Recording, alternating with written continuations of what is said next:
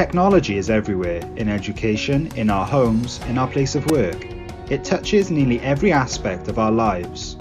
From these everyday interactions, we have grown a trusting bond with this technology.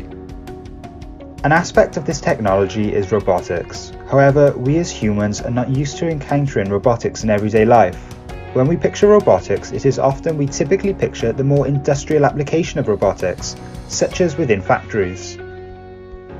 In a recent study, we investigated the use of aesthetics and visual manipulations of the robot's visual outputs to answer one question.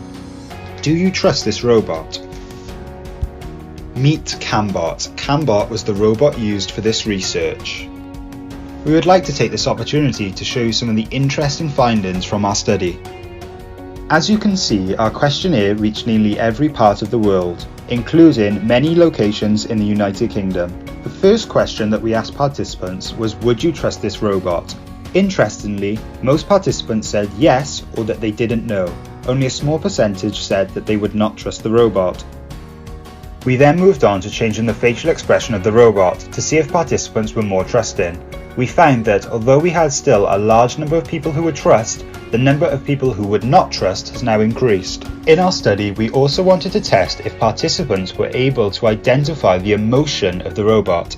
Here in this image, a robot is presented with an angry face, and we found that nearly 80% of participants were unable to correctly identify the emotion. Although this is only a snapshot of some of our findings, we wanted to present a quick overview of some of the visuals that were in our questionnaire to give you an idea of what were presented to participants. Maybe have a quick think about, would you trust any of these robots?